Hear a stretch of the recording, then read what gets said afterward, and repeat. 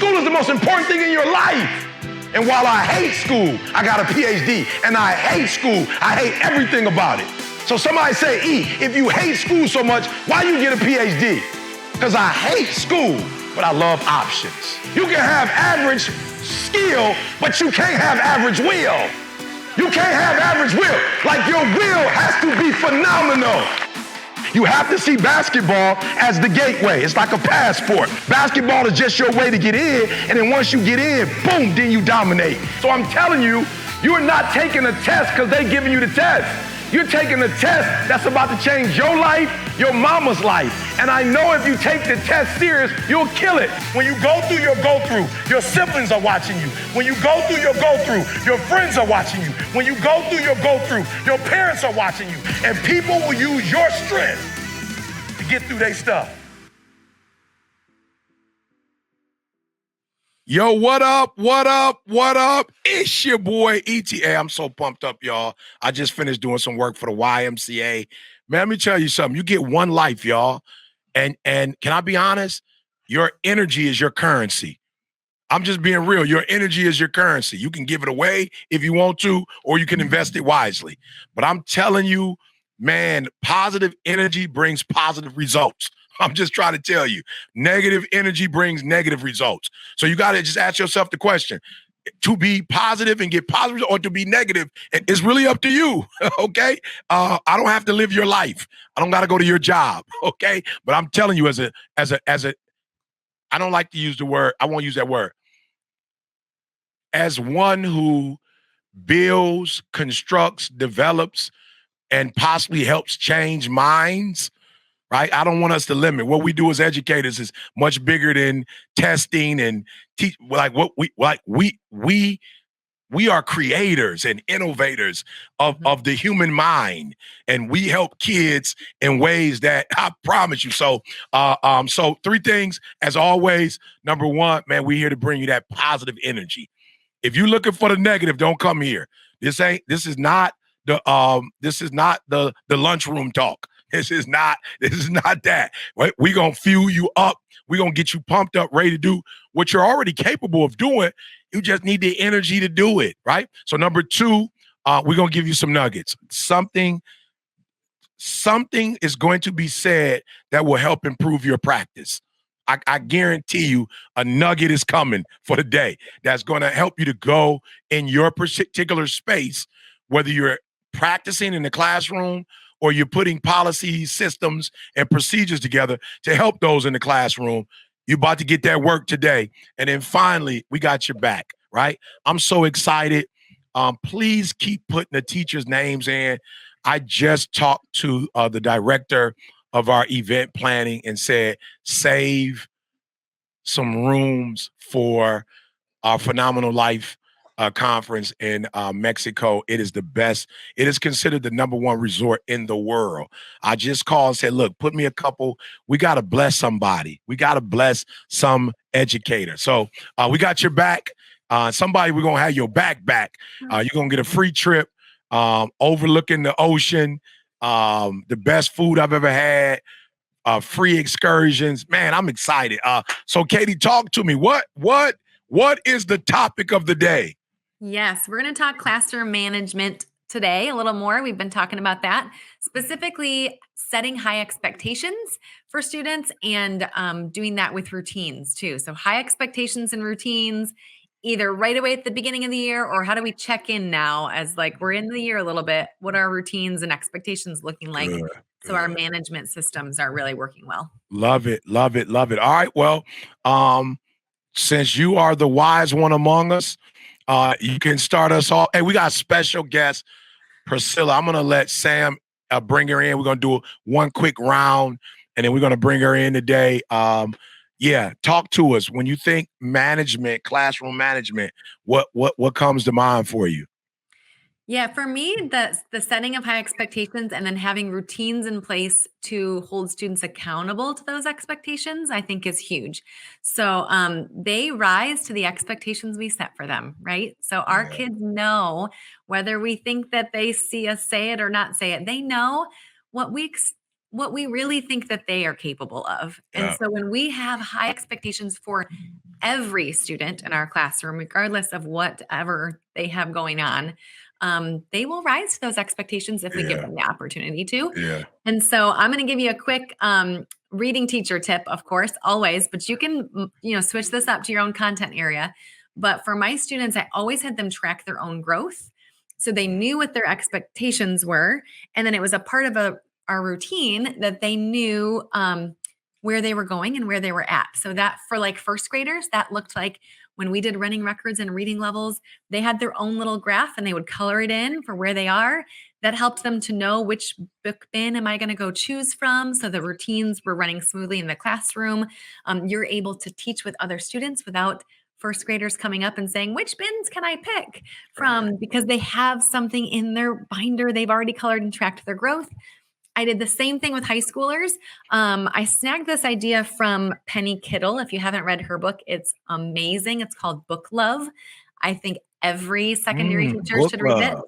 Okay. Yes. love She it. talks about developing a love for reading among secondary students, which is sometimes a challenge. So I snagged this strategy from her, but I always had my secondary students track their growth too with really clear expectations. So for reading, if I knew I wanted them to read for 20 minutes every day, 10 minutes, whatever it is, I would have them do that and write down how many page numbers are you capable of reading in 10 minutes. Because one student is going to read at a different pace than another student, right? And then we'd do the math. So I was hoping Val was going to be here to be excited about my math piece here. But we'd do the math. So like, okay, well, if you can read that many pages in 10 minutes, and we're going to read 4 days out of every week, and we have 8 weeks in the trimester, add it all up. How many are you supposed to read by the end? And they track their own growth. And they know this is not a grade like at the end that all of a sudden surprise if they did it or not. They are in control of their own learning. They're tracking along the way. They know my expectations are high for them, but they're also individualized per student. And I just think that sets the tone for like a really great trimester where they're tracking that themselves. Yeah, I love it. I love it. love that. I want to add, you used the word control, and immediately when you start talking about control, again, you can see control in a positive and a negative way. I saw it as like CP3, and being the point guard, not necessarily controlling the ball at all times, but controlling the ball in terms of setting that pace, and saying, okay, this guy likes to get the ball here. This person likes the ball here. He likes an alley-oop. So one of the things I want to say to you as a instructor is that we have to be careful that when we use the word control, because that's what management is, it is the ability to control. We don't necessarily mean that like you're running the show by yourself. I read something today. I don't know if it's true or not, but Scottie Pippen just came out with his book and his own version. But, he was just talking about Michael Jordan. And the way that, he kind of talked about Mike was like, it was Mike's team and then the rest of us.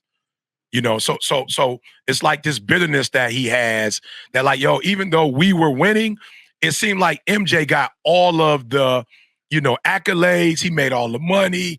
It was like it was Michael Jordan's team, and that's not the truth, And I'm sure Mike would tell you the same thing. There were 11 other guys, and so as a teacher, we have to make sure that control doesn't mean we make all the decisions, we set all the rules. Like at some point, the individuals that are a part of your classroom have to feel like they have two things if they're gonna be their best: control and respect, right? So number one, like people have to feel like you respect them. And I don't care if high school, middle school, I don't care what it is. People have to feel like, and so I would tell, teachers all the time, you can correct a child, but if you don't do it the right way, like you embarrass that child, or they feel some type of way that you disrespected them, like not only are you going to lose that child, you may end up losing everybody that's close to that person. And one of the things I realized early in the game, that there were some of my students that had more influence than I had. Like I might have had the title and I might have been in front of the class, but there were some students, especially when I taught middle school and high school, they were super popular. And so if you had a good relationship with them, well, you had a good relationship with 80% of the kids in the classroom. If you didn't have a good relationship with them, well, you were fighting them. So number one, we have to find ways to respect. I don't mean you let people run over you. Right. I don't mean that you don't have rules in your classroom, but just a level of respect. And so people laugh at me all the time. They're like, why do you speak to everybody? Well, I want everybody to know that I value them and I respect them. I don't care if you're the custodial worker. I don't care if you're the principal. You're going to get the same love from me. If you're a parent that come all the time, if you're a parent that never comes, you feel me? Like, I'm going to show you respect. I'm going to call you by your name. I'm going to talk politely to you. Why? Because humans deserve respect. And people will work for you differently when they respect you than when they just fear you. Right. Sure. And number two, sharing of power. You know, I've been married over 30 years. Let me tell you something. It only works when you share power. I've been a parent for 26 years. It only works when you share power. Like my son, like I'm grown, dad, and I'm not talking about 26 years old. He was saying when he was 3, I want to put my own socks and shoes on. I want to get my own clothes. Like I want to dress myself going to school. Like I know what I like, you know? And so most of the struggle that I've always had with humans is either a respect struggle or, hey, you trying to control me. And I'm telling you, if you do it the right way, man, you can get these kids not just to study in your classroom, but you can get them to study before they come to class, when they go home. And that's the real trick. The real trick is not what they do in your classroom. The real trick is, can you inspire them to do it when they're not around you? Can you inspire them to do it when they're not getting a grade? And so I'm telling you, respect and sharing of power can do a lot for the classroom. Talk to us, Sam, before you bring your guest in. Yes. Woo. Okay. Well, first of all, I have to give a shout out to Nell. I know she's not on here, but I went to she's on the Monumental tour right now. And my nails are still mint green. You're still mint. He's still mint. Oh my goodness. Oh, Nell did the thing. Toby, the whole crew. Man, unbelievable. Definitely want to give a shout out there.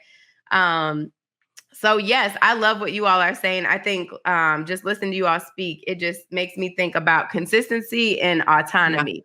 And so, I'm thinking back to my classroom days, and, I remember us, teaching high schoolers with a stamp card. And so every day we had like the students would come in, shake hands at the door, do the password of the day, sit down, do the do now. They had their stamp sheet on their folder. And we would do rounds of stamps throughout for every section. So as soon as that 5-minute bell hit, boom, we would go around and stamp, right?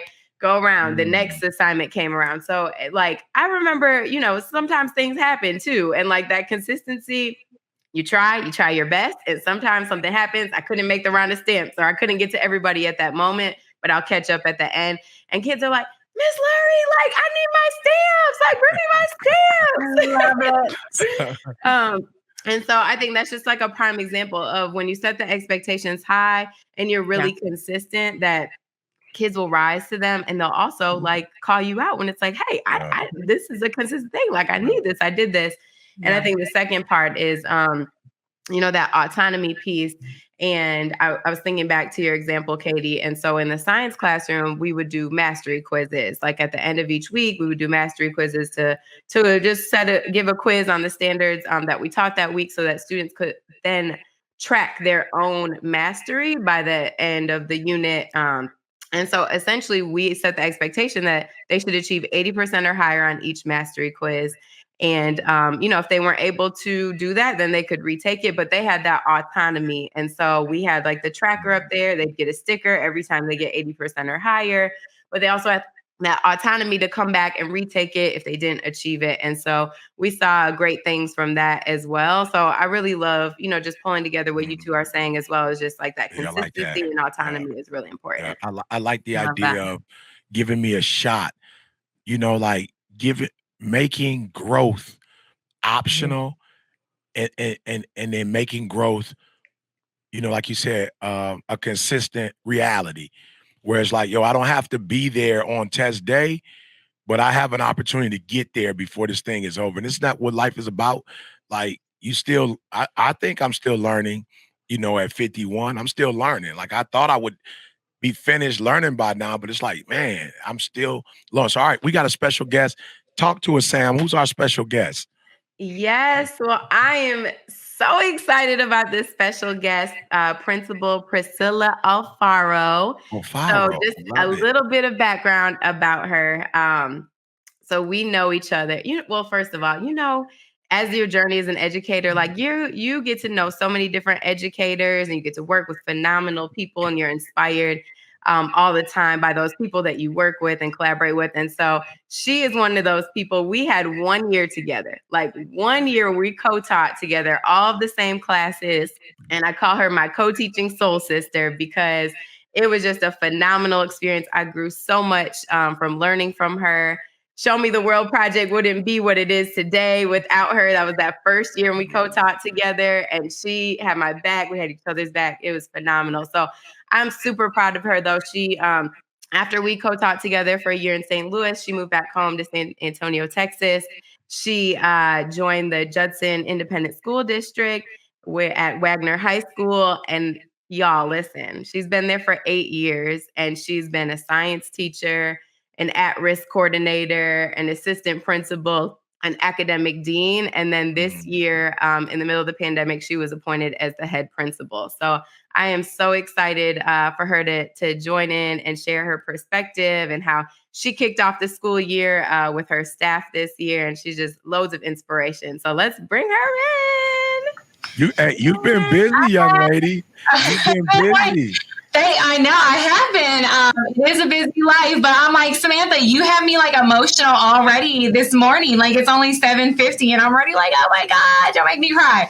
So no, it's awesome. Priscilla, you know what? I forgot to mention that we were together when we met Eric Thomas for the first time. We were in Lansing, Michigan at the Apex Academy football camp. And after using E in our classroom together all the time, like she was there actually when we first met, so almost 10 years ago. That's awesome. It was. And it was like, oh my God, that's Eric Thomas. Oh, I felt like I had we get to see you in real life. It was a real true celebrity moment for me. So you gotta call Chase Bank and give them this experience. Like for whatever reason, my mortgage company hasn't gotten to this celebrity thing yet. They're still asking for mortgage every month. It was awesome. Well, we're grateful to have you. You are a celebrity now as an educator. You've been killing the game for a while. Before we get into questions, Sam, she brought you in by talking about some amazing thing you did for your staff. Can you speak to us about that? So yes, so I'm a firm believer that most people who are teachers and love this education or love this profession ran into some teacher along the way that kind of created this passion within them, right? And so for me, it was my 7th grade Texas history teacher, Miss Freddie Simmons. I was at Longfellow Middle School, and now I call her Granny. So I think that it shows how our relationship evolved. She's literally been a part of my life for 2/3 of my life. I know her longer than I've known my husband. You know what I mean? So for us, we just developed a really, really close relationship. And so she's always been very, very special to me. I think that you hit on a few things. Part of classroom management is love. She loved me. She didn't judge me. She took me under her wing. She provided me what I needed sometimes when I didn't even know what it was that I needed. In 7th grade, I don't know what I need for my life, but she knew. And so she's just been awesome. She's been consistent. She's been there for graduation. She's been there for baby showers. She's been literally a part of my life. And so the moment that I was appointed principal, I said, I know what my first day PD has to be.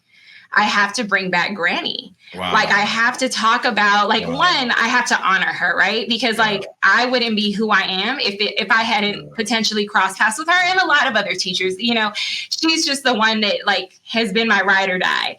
And so what I decided to do is I decided to go ahead and my first day PD was going to be about our vision, right? Because you have to have a vision as a campus. It was something we developed last year.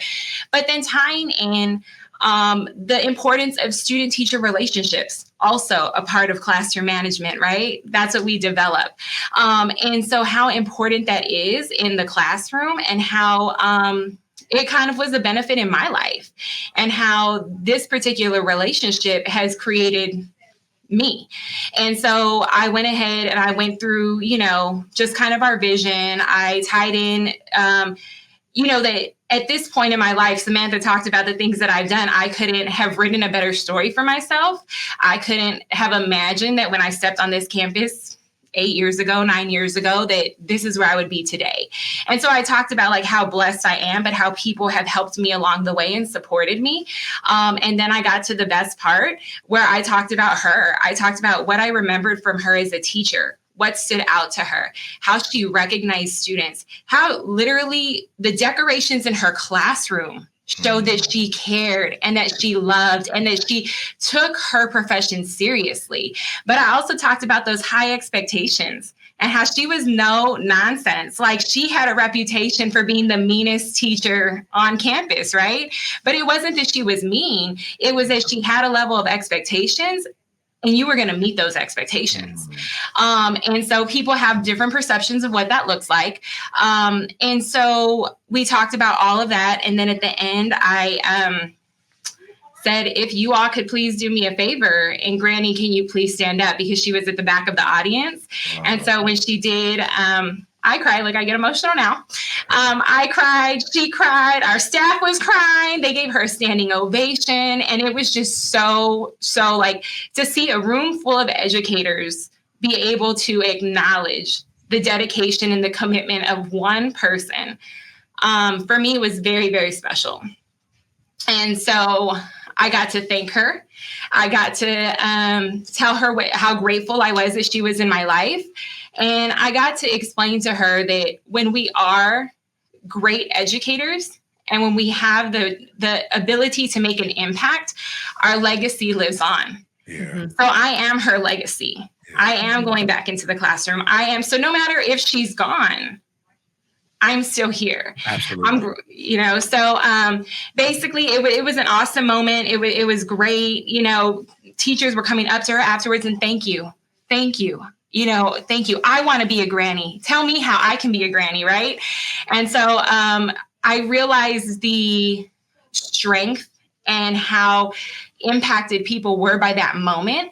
And so every week I send out a weekly newsletter to my staff, just, hey, these are the things for the week. And I was like, how do I keep the momentum going? So I started the Granny Connection. And so every week we have the Granny Connection in there. We talk about like maybe little things that I remember. One week I was like, Granny, send them a special message. Like, if you could say anything to them right now, like, let me bring you back in the form of this, And so it's something to keep it going, because when you have that type of momentum and connection and the emotion is there and you see how it impacted people, you have to find a way to keep it alive. And so I'm already thinking about next year's PD. And I'm like, well, how do I top that? So it's going to have to be something good. Well, bring us in with Granny. I was just going to say, bring us in with Granny. And I think that's going to take it to the next level. She's amazing. And I talk about her all the time. Like, and like I said, it was the love and it's the non-judgment. And a lot of that even came after, being in her classroom. And so it's just awesome. She's awesome. Yeah, when I think about, how does this inform our practice? Because sometimes people they aren't able to make the connection. And I think this is so important, especially the fact that you said weekly, like, how can we keep this momentum going? Mm-hmm. I tell people, I don't think that our methodology or our practice changes. I think why we die is that we lose desire. And a lot of humans don't get it. It's like, yo, you there's nothing wrong with anything. You just lost the desire.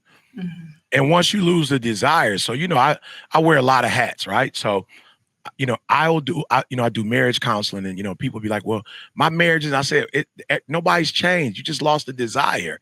Like, you didn't do your part to keep the inspiration.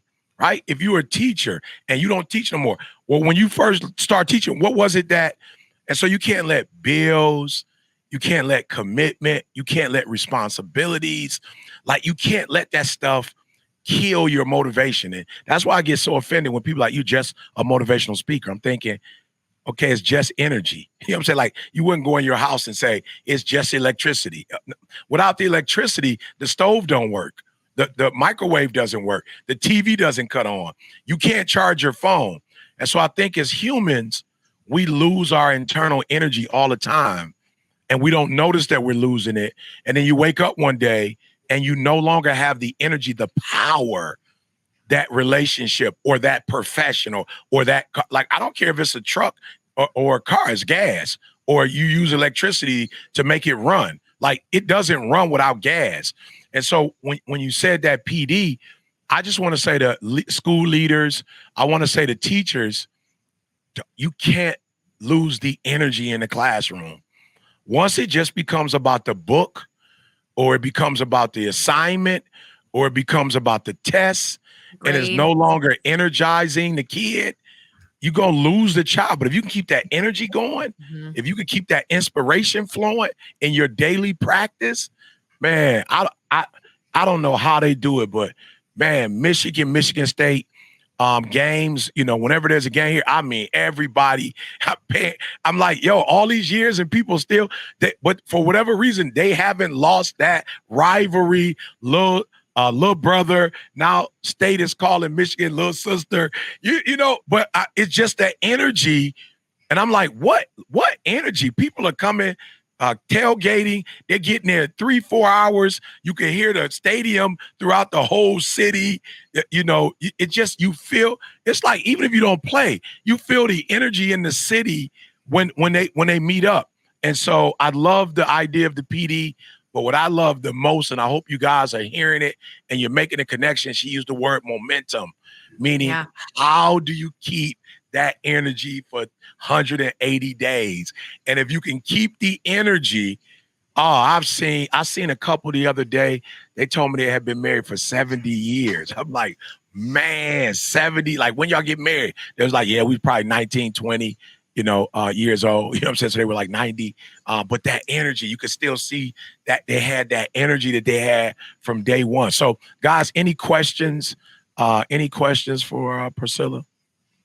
I'm of course thinking, like, you just talked about that emotional experience you were able to provide for your staff, and then the weekly connection so that they can keep the energy. I'm wondering, like, if you have seen them take what you modeled for them and then use it in their classrooms. So like the goal would be, right, that they realize, wow, I have to have this emotional, powerful connection, or maybe don't have to, but that's what's going to work, right, with my students, with my class. And then how do I keep that going into this weekly thing where they remain motivated in the same way that my principal just did that for me in a staff meeting? You know what I mean? Like if that modeling then transferred into your classrooms, or if you've seen that yet. So I can say yes. I'm lucky.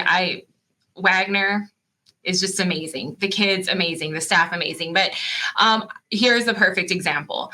One of the things that I had stated in that initial PD was that the one thing that I remember is that Granny took the time every marking period, every grading period, to put certificates, print out certificates, put them on a little piece of construction paper, and she literally papered the wall outside her classroom with all the students who made A's and B's, right? And so I was like, guys, like it was like, for me at 38 years old, I still remember that. I remember the feeling of that recognition. I remember the feeling of going up there and being like, oh, that's me, you know? And for her, it was very time consuming, right? And I know because as I left her classroom, I would go back to help her, and those were my duties, right? But that was something that stuck with me. And that was one of the things that I talked about, in our PD. It was also one of the things that I followed up with in my weekly Granny connection. Hey guys, take some time to just recognize students, remember how Granny posted certificates. So one proud moment for me that I can say is that our boys football team, I guess when they were coming up for eligibility marking period, 100% of our varsity boys football team retained eligibility. So that's huge, right? Because none of them lost eligibility. Our coaches were on it. We just worked as a team. Our coaches really came together to help facilitate that connection with the teachers. But more than that, They sent me pictures, y'all, and they had certificates. And it was like all A's and the A's and B's. And I was just like, oh my God. So guess what? That next week, I was like, Granny's in action. And I put it in the little memo and I kind of like highlighted it and talked about like what they're doing and how they did it. I put the pictures in there of the kids holding up their little A and B certificates. And so I think that's probably the best like example of, seeing that cycle, seeing that they're getting the message. And I'm like, maybe it was my granny connection. Maybe they didn't read it. I don't know, but I love it. I love that we're recognizing kids. And so, so I guess and I have, people coming up to me, all teachers, I have this kid. I want to be their granny. You know what I'm saying? Like it might be the kid that's not the one that they connect with. It might be the one that they kind of are a little combative with, but they're like, I'm going to take on this. I'm going to take it on. I'm going to be their granny. And so I hear it a lot and I love it. When I see it, I hear it. It's just awesome. Yeah, that's unbelievable. Yeah, unbelievable. So let me ask you, you of course now are the lead principal. Mm-hmm. Give us some of your classroom management strategies, maybe one or two things that you did effectively, during your time in the classroom. Perfect. So it's actually something that Samantha and I did together. And it worked so well that when I came to San Antonio, I brought it with me, right? And now as a leader, I'm facilitating it campus-wide. So one of the things that I think that we focus on is, you kind of hit on it, ET, is positivity, right? I learned really quickly in my classroom, the very first year teaching in St. Louis, I was like, I'm on this. Structure, procedures, I got it. I'm going to tell the kids everything that they can't do, right? You can't do this, you can't do that, you can't do this, you can't do that. And like literally at the end, no lie, a kid was like, well, damn, what can we do? And I was like, yeah, you're right. Nothing. Sit here and learn, right? So, granted, I had to learn from my own experience. And just like Sam said, it was just it was reciprocal, our relationship. I learned a lot from her. And so one of the things that we implemented or that we had in our classroom was that we developed the 5 P's and the 4 C's.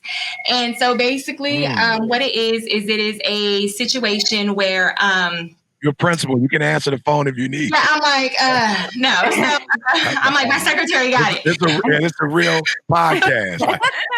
Live in action. That's it. Yeah. So what it was is it focused around just expectations, simple words, right? So 5 P's: polite, productive, prompt, positive, and prepared.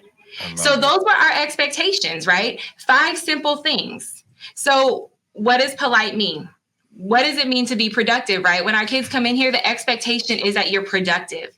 The expectation is that you're positive. So we don't bully in our class. We don't talk down to each other in our class.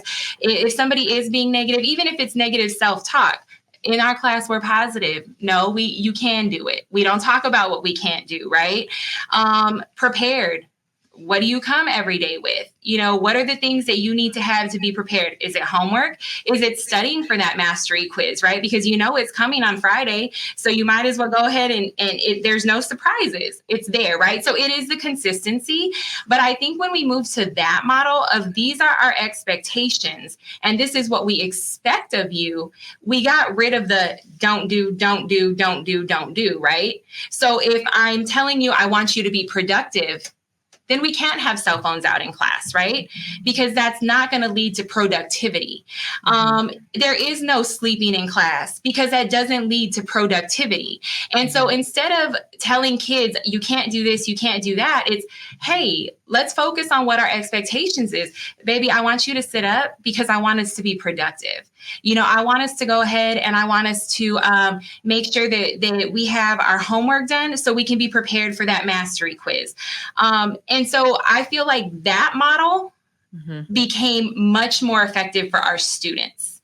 One of the things for the 4 C's, confidence. So we always talked about being confident. I used to tell my kids, raise your hand, shout out the answer, but do it with such confidence that even if you're wrong, I have to question myself as a teacher. And I have to say, like, wait, am I wrong or are you wrong? You know?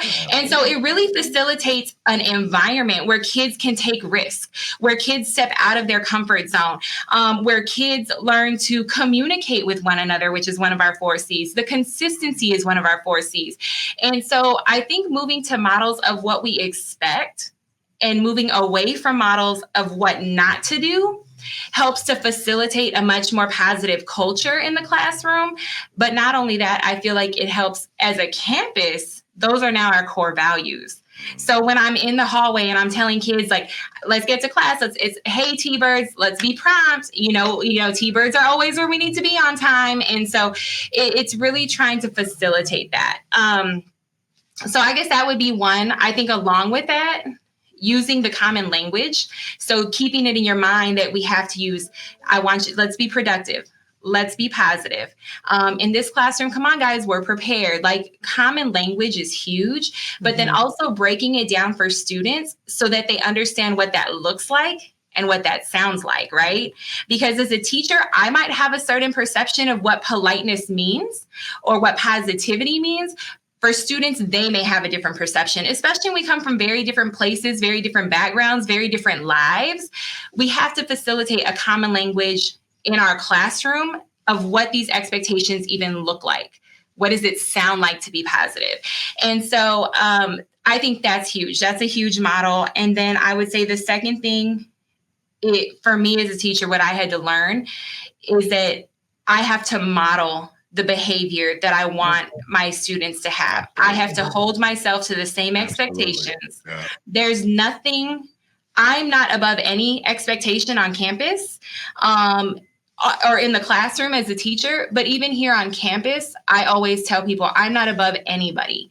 So if I expect you to be prompt and be on time, guess what? I need to be prompt and be on time. If I expect you to be positive as teachers and students, I need to be positive as a school leader. And so modeling those things, if I don't want my students to have cell phones out in the classroom, I need to put my cell phone away. If I don't want students to be negative in the classroom, I need to check my negativity. That's good. Because they will definitely be like, you have your cell phone out. Oh, yes, they will. I have mine. It's a different era. Back in my day, grown people was like, look, I'm grown. You're a child. But this is, man, there's a lot of gems. For those of you who are listening, I hope took away a lot of gems, a lot of things that we can use. The 5 Ps. I don't want to mess up. Was it 3 Cs? 4 Cs. 4 Cs. I'm not detail oriented. 5 and 4. Man, just so much rich context today. I hope that you guys will implement some of this in your classroom. And it's our classroom. As we leave, I'm going to go around and get everybody give us your last thoughts. But it's not your classroom, because you're not there alone. It's our classroom. It's our time together. It's our learning experience, and one person, if it's going to be productive, one person doesn't get to dominate it, and that's all I want to say is share the power, share the wealth, share, right? We talk about sharing all the time. Sharing is caring, but then sometimes when we educate, we dominate and we don't facilitate. So I want you to be a phenomenal point guard, and I want you to facilitate more than you dominate the classroom. And I just think if we facilitate, everybody's going to get something out of it. Everybody's going to learn. Everybody's going to win. So Sam, talk to me. Give me that last minute thought. Yeah, I'd say innovate too. Yeah. Innovate. So I know Priscilla mentioned that recognition, right? And I remember we didn't have the certificates, but we like cut out stars and put these little beads on them, and kids would walk around like, I got the star today. Like, I love it. High school kids, right? So innovate. Like, how often do you recognize and think outside of the box in the way that you're going to innovate that recognition? Because it really will play a huge role in your classroom management. I love it. I would just say that that caring piece, just ties all of it in, and that they know how much you care about them. And if possible, that their parents know how much you care about them. because that just makes the whole thing work together.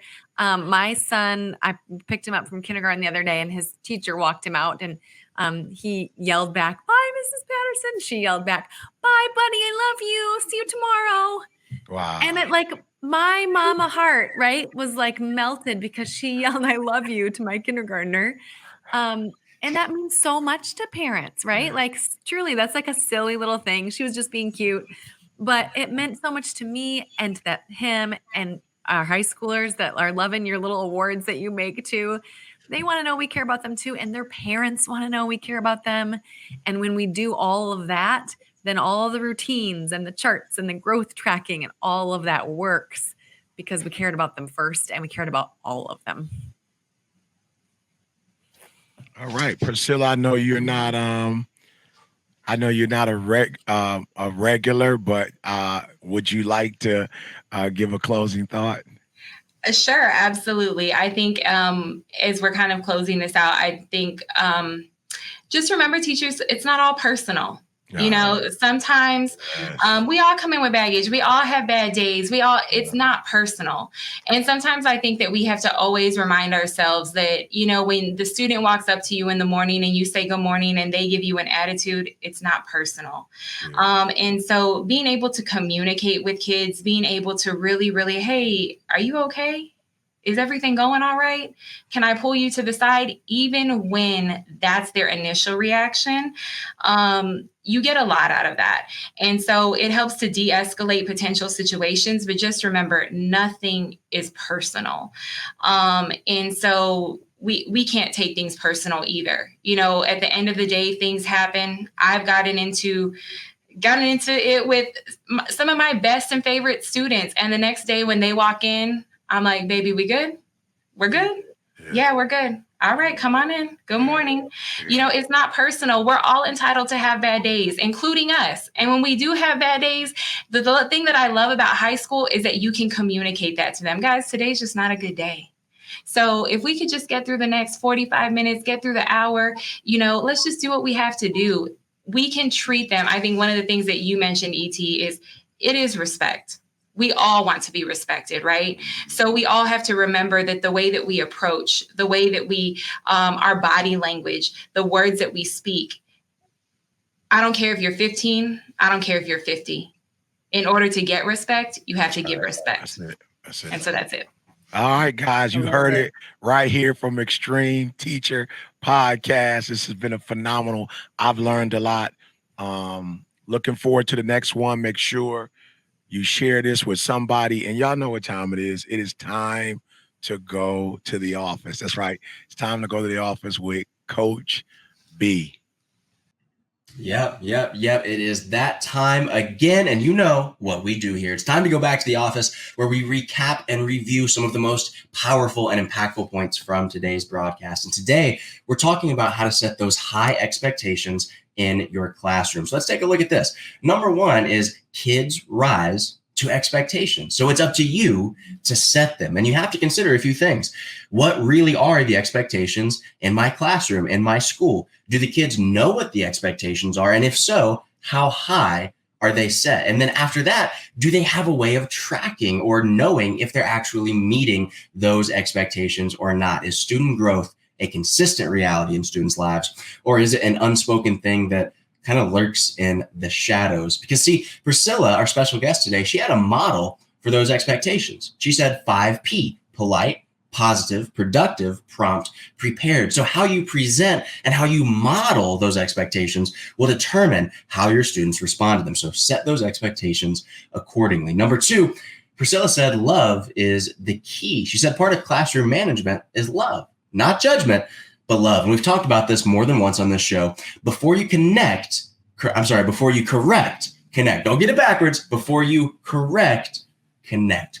And so she spoke about all the teachers who have helped her get to where she is today. And everything that she talked about was boiled down into a few things. The teachers that she worked with, they cared. They loved what they did and who they did it for. And they had very high expectations in the classroom. And when you do that, you create generational impact. Watch this. This was the teacher that Priscilla was mentioning today, Granny. right? And now Granny lives through Priscilla on a daily and weekly basis. Granny was so extreme that her impact will outlast even her own life. Her love created a legacy. And that's the goal for all of us as extreme teachers. That is truly, truly amazing stuff. Last but not least, what energizes you? See, energy and momentum are the keys to lasting success. And we've spoken about this before too. We have to go the whole 180 days, no less. So how do we do that? Energy and momentum. Don't let the energy die, no matter what. So we have to ask ourselves what energizes us, because like ET said, positive energy leads to positive results. So how can you tap into that energy every single day to make sure that that momentum never stops? Because I don't care if we're talking about teaching or we're talking about life. We always want to be improving. We never want to be stagnant. We always want to be gaining energy, gaining momentum. We don't want to ever stop or lose that. So good self-reflection for you after this episode. What energizes you? Take some time to think about that so that you can act on it in the future. Now, a couple of big announcements, the biggest of which is Auntie Val and I are going on the road. We've been going to schools all across the country already, but we're taking it next level, kicking off something that we're calling the Principal's Solution Tour. That's right. We are doing a PD tour, and we would love for your school to be on our list. So email us at info@extremeteachers.com if you want the Extreme Teachers solution to your school's challenges. And as always, visit www.extremeteachers.com to learn more about becoming a certified extreme teacher and check out all of our other products and services to help take you and your school to the next level. And don't forget, use the link below in the description of this video to nominate a teacher to be spotlighted on the podcast. We rely on you to show us all of those extreme teachers that are out there on the front lines. We want to hear their stories. So please do us a favor, hit that button below and nominate a teacher to be spotlighted on the podcast. And speaking of this week's spotlight, we want to highlight Dr. Keslin Braid Stennis. And she said this: I've been a professor for almost 25 years, and I've also taught in traditional and non-traditional settings. In 2020, I was awarded the Elkins Professorship from the University System of Maryland and continue to prepare current social workers and doctoral students for the next levels in their careers. Now, what she forgot to mention in that is that she is also a certified extreme teacher as well. So big shout out to Dr. Keslin. Keep doing your thing and keep being extreme. You know, I heard something pretty interesting the other day, because I'm always reaching out to these different people, looking for advice and perspective from people who have been there and accomplished a lot of the things that I want to accomplish in life. And so I reached out to somebody recently on Instagram, and the guy was super gracious and everything. We had a quick conversation. He said this. He said, make sure to grab the low-hanging fruit every day.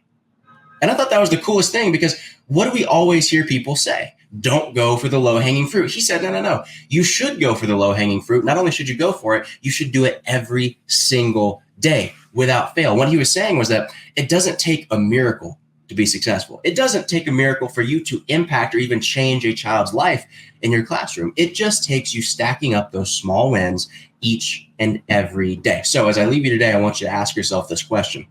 What is your low-hanging fruit? What's your low-hanging fruit? Is it having a question of the day in your classroom? Is it saying hello to each and every kid as they walk through the door? What is your small win that, if achieved every single day, could compound into something amazing? It's worth thinking about. So until next time, everybody, keep getting those small wins, keep being extreme on purpose, and keep it locked in right here on the Extreme Teachers Video Podcast. We'll see you next week.